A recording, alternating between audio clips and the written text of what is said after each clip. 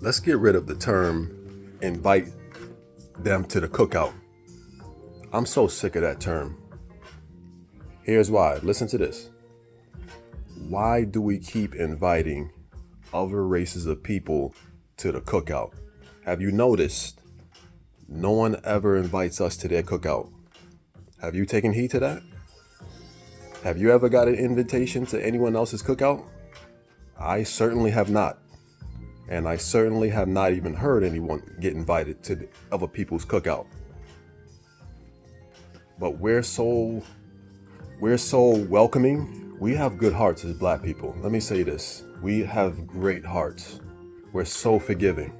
The problem is we want to invite, we want to feel loved by everyone. I feel like we have this need, this dying need to be loved by everyone and liked. So someone could do the slightest thing to make us feel proud of them, and we're like, you cool, you can come to the cookout. But here's the problem. You invite all these people to the cookout, right?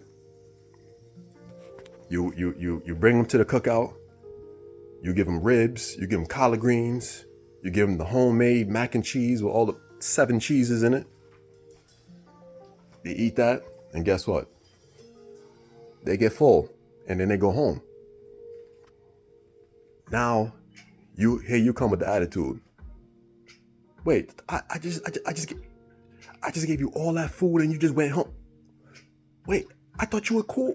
I thought you were cool with it, man. I should have never invited your ass to the cookout. That's the problem with inviting someone to a cookout. You gave them all that free food. What did you expect to happen?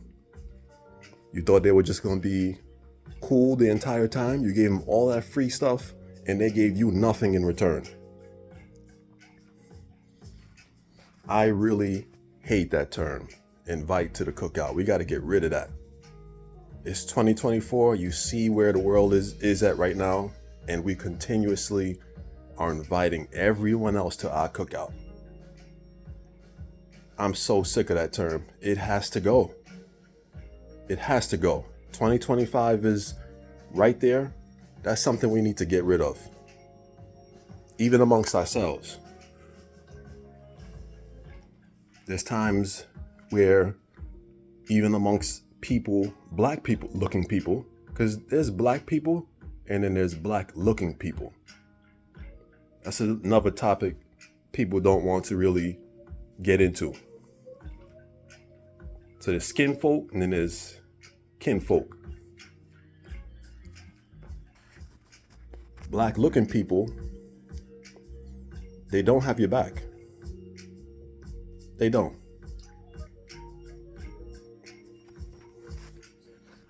Honestly, we gotta really start looking out for ourselves and the people who truly care for us, the people who truly love us. And guess what? Sometimes it's not even our families. Other times it's our friends. Our friends become the real family. And those are the people that really show us with their words, with their actions, that they love us. Sometimes it's not even your family. You would expect that from your family. That's not always the case. So like I said, inviting someone to the cookout is you're giving them all this free stuff, all this free information.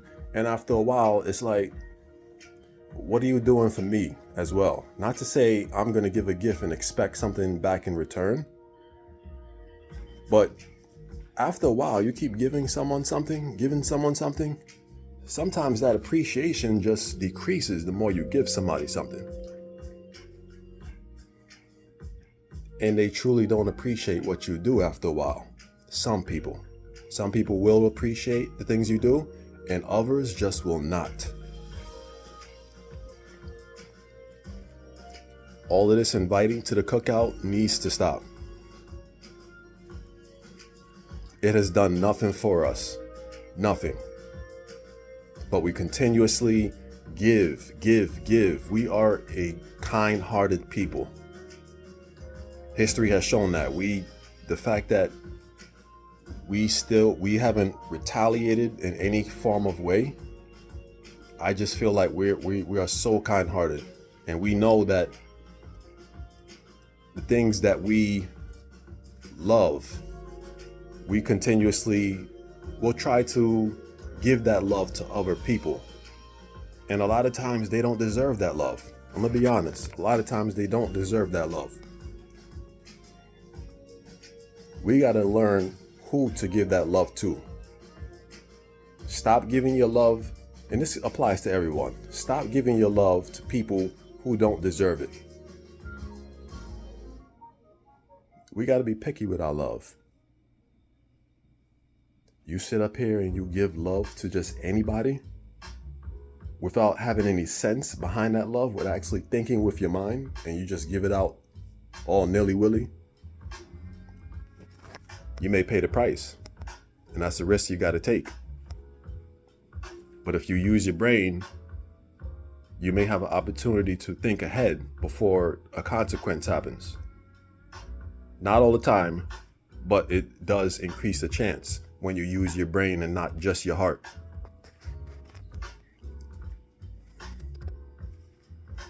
Life is serious, guys. We got to take things more seriously. We cannot continuously go through this life just not thinking, not using our heads.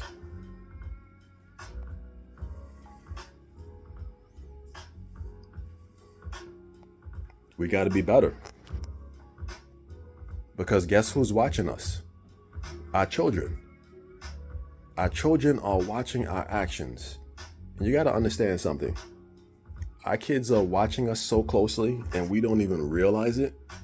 But one day, you're going to be off in the distance doing something, and you're going to eavesdrop on your child, and you're going to hear your child make a decision based on something you may have done in the past.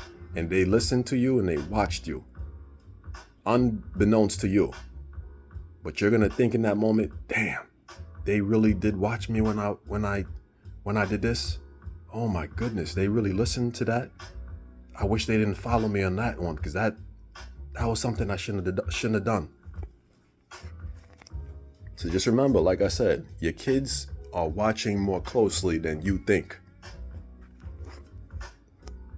You may think your kid is not paying attention just because they're on their iPad and they don't hear what you're saying. They don't see how you're reacting. They don't hear in your tone of voice how you're speaking to your significant other or your so-called significant other.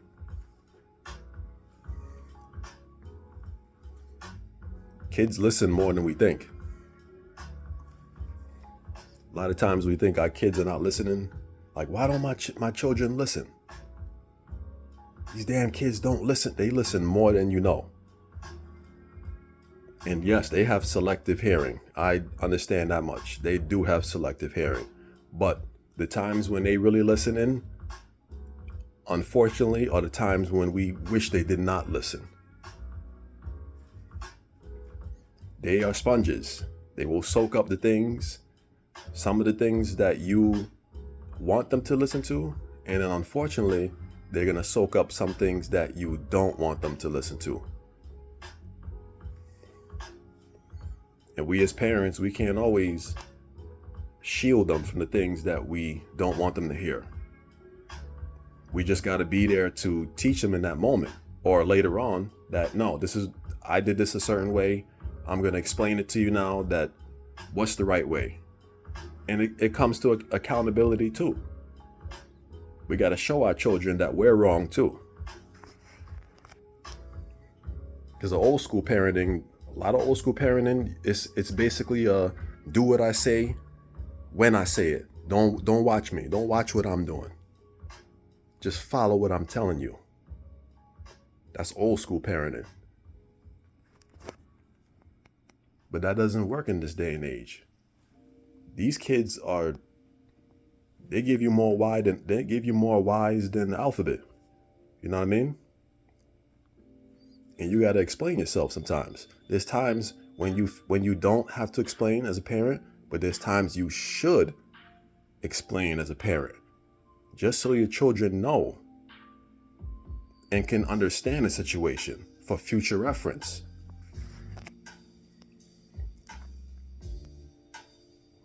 Guys, let's be better. Till next time. Peace.